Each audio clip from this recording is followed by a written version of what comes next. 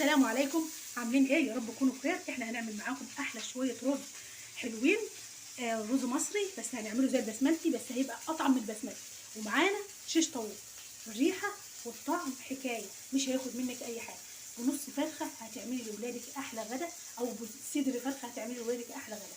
وشويه الرز الحلوين دول والمبهرين الحلوين دول هيعجبوكم. خليكي لاخر الفيديو وان شاء الله الفيديو هيعجبك. يلا هنبدا معاكم وهنوريكم المقادير بتاع الشيش طاووق والرز المبهر. ومعانا دلوقتي التتبيله. معايا خل، معلقه خل، معايا مستردة، معلقه حلوه، معايا كاتشب، معانا البهارات، معايا فلفل اسمر والتسع بهارات اللي انا عاملاها معاكم، معانا كركم، معانا بهار فراخ، معانا ملح، معانا بهار شيش طاووق. ده يعني بيجي كده كيس وفيه التتبيله دي، بتبقى حلوه قوي قوي وبتدي طعم للشيش طاووق.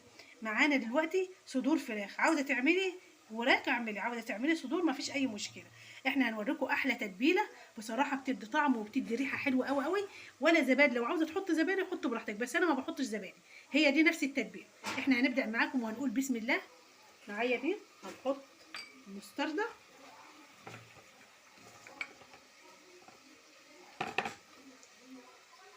معايا دلوقتي معلقه كاتشب كبيره او معلقتين طبعا راحتك، معانا الخل، معايا البهارات زي ما قلت لكم. هي بسم الله هنقلب كل ده ببعضه. كل ما بتحطها في التلاجة ليلة بتدي طعم احلى. حتى تتبيله الفراخ بتدي طعم حلو. انا قلت لو عاوزين تحطوا زبادي حطوا، بس انا بعمل التتبيله ديت وبتبقى حلوه قوي. ومعلقه الملح، يعني مش معلقه مش كبيره.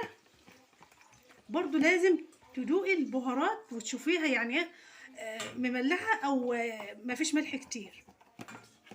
احلى طريقه وهتعجبكم ان شاء الله.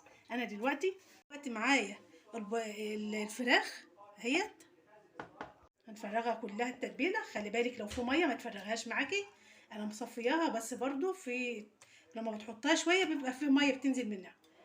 بتجيبي صدر الفرخه تغسليه غسله حلوه بالملح والدقيق وعصره ليمونه. طبعا انا ببقى عاينه الفراخ عامله لها المحلول الملح اللي ببقى عاملاه، بصراحه بيبقى حلو قوي اهوت. هتقلبيه تقليبه حلوه. شوفوا التتبيله دي حلوه قوي قوي وان شاء الله هتعجبكم. وما بتاخدش ريحه التتبيله، بسم الله ما شاء الله ريحتها حلوه قوي وطالعه. ولما بقى تيجي تسويها هتلاقي الريحه حلوه قوي احلى كمان. انا طبعا ما بحطش البهارات دي، بس بتغلي بهار الشيش طاووق، بس برضو انا بزود من عندي 9 بهارات، وبحط الفلفل الاسمر وبحط الحاجات دي كلها. بس ممكن تحط بس البهارات بتاعه الشيش طاووق بس. دلوقتي خلاص خلصنا. هنتبلها، هنبيتها ليله براحتك، مش عاوزه تبيتيها ممكن تسيبيها ساعه او نص ساعه، هتدي برضو طعم البهارات حلو قوي. احنا دلوقتي هنحطها في التلاجة وهنرجع هنوريكم هتاخدوا احلى شيش طاووق. احنا دلوقتي تبلناها وبيتناها ليله. ولو انت عاوزه ما تبيتهاش زي ما قلت لك اعمليها ساعه ساعتين كده هتبقى برضو حلوه. احنا معانا دلوقتي طماطم، معانا فلفل، معانا بصل. جبت الحاجات بتاع الشيش طاووق عشان نعمل فيها. طبعا لازم تحطها في الميه عشان ما تتحرقش معاكي. احنا في الاول خالص البصل اهوت بتقطعيه مكعبات كده. بسم الله الرحمن الرحيم.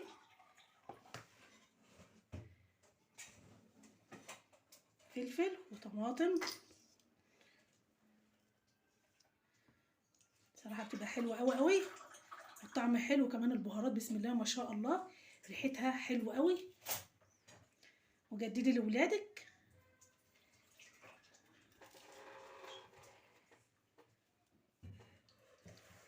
زي ما انت شايفه كده اهوت ازاي. حط على الطبق. برضه هنعمل بنفس الطريقه واحده تانية، هنعمل كلها بنفس الطريقه. هعمل لكم كمان واحده وبعد كده نوريكم هنسويها ازاي. وهنعمل بقى شويه رز اصفر حلوين قوي والبهارات حلوه قوي قوي والطعم احلى كمان. طريقه حلوه جنبه يعني لو عاوزه تعملي مكرونه اعملي، بس الرز ده بيبقى حلو قوي. ولو عايزه كمان يعني تعملي رز بسمتي مفيش اي مشكله، بس احنا هنعمل بالرز المصري وهتشوفوا بقى الطريقه حلوه قوي. كده خلاص. اهو كمان حته طماطم كده اهيت.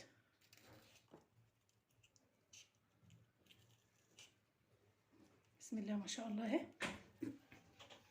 هكمل الباقي بنفس الطريقه وهرجع اوريكم احنا هنسويه ازاي. كده انا خلصت الكميه كلها. بسم الله ما شاء الله، شفتوا الجمال والحلاوه بقى واللون الجميل، طماطم وفلفل، وكان فيه كمان فلفل الوان كنا عملنا. طريقه حلوه وريحه حلوه قوي قوي. احنا دلوقتي هنركنه شويه وهنعمل معاكم شويه رز حلوين قوي قوي. معايا بصله اهي، حطيت معلقتين زيت هدي عشان ما تتحرقش معاكي. ومعايا البهارات دي، معايا لومي، معايا ورق لورا، ومعايا قرفه، ومعايا كركم وكاري وزعفران وفلفل اسمر. اكتر من كده مفيش. ومعلقه ملح بس، مش هنحط دلوقتي حاجه. وبعد كده هنستنى لما تحمر. ومعايا برده هنا طماطمتين حلوين بشراهم، قرن شطه حلو كده، ومعايا فلفل، ومعايا جزر مبشور. تفضلي تقلبي لغايه ما يحمر معاكي كده. وبعد كده هنحط البهارات اهيت عشان قرفه ولورا، كل البهارات اهيت. انا بحط البهارات الاول وبعد كده هشوفوا. الله على الريحه وعلى الحلاوه وعلى الطعم، ريحه جميله قوي قوي، بتدي طعم للرز حلو قوي. لو ما عندكيش شوربه ما تقلقيش، انا بعملها بميه، ولو عايزه تحطي مرقه احط، بس انا بصراحه ما بحطش مرقه.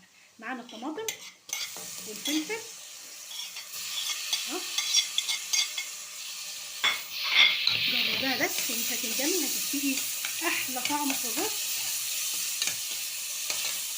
تسبيحه كده من غير اي حاجه. انا معايا لو عندك، شوفي كميه الرز اللي انت هتعمليها قد ايه، عندك نص كيلو، عندك كيلو اللي هتعمليه. طبعا لازم الميه تكون بتغلي.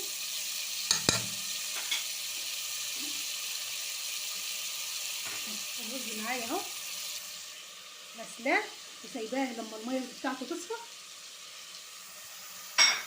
انا هحط معلقه ملح، هنقلب تقليبه كمان. الله على الريحه الحلوه. هنحط الرز بسم الله.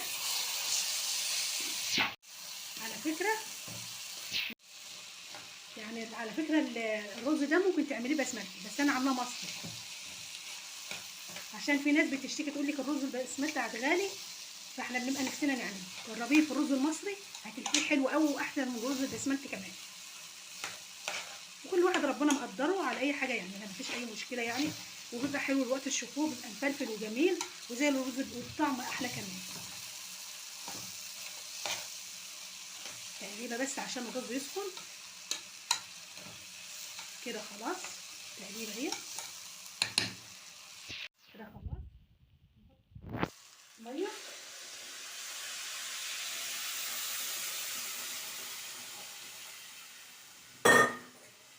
تقليبه.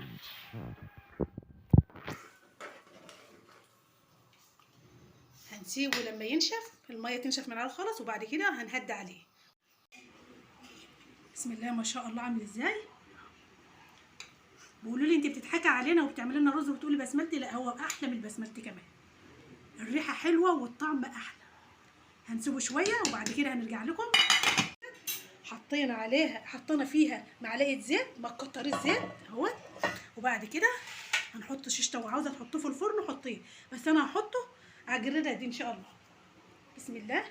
لا لسه ما سخنش، هنسيبه شويه لغايه ما الزيت يسخن، لان بيبقى احسن عشان ما اجيبش ميه.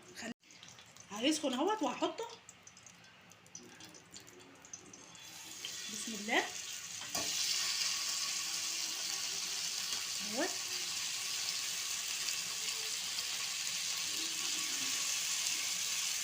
هنسيبه بقى.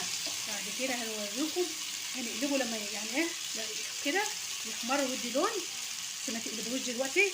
هنسيبه شويه ونرجع نوريكم احلى شيش طاووق. دلوقتي خلاص هنشوفه كده، هنشوفه كل شويه لازم تقلبيه، كل شويه لازم عشان ما يتحرقش معاك. بسم الله ما شاء الله، التتبيله اللي انا حطاها ريحتها حلوه قوي قوي. ولو انت عاوزه تعمليها على الفحم هيبقى الله عليك بصراحه، اي حاجه فيها فحم بتبقى حلوه. شوفوا شويه بشويه. على فكره ده مش كلته يعني دهون انا حطاها، لا كل ده نازل من الفراخ. هنخلص الكميه ان شاء الله وهنرجع نوريكم احلى شيش طاووق. احنا دلوقتي خلصنا، بسم الله ما شاء الله. شفتوا الرز الحلو المفلفل الجميل ده اهو اهو كده. احنا خلصنا بسم الله ما شاء الله، الشكل حلو والريحه احلى وشويه رز بصراحه يتاكلوا من غير اي حاجه. السلام عليكم ورحمه الله وبركاته.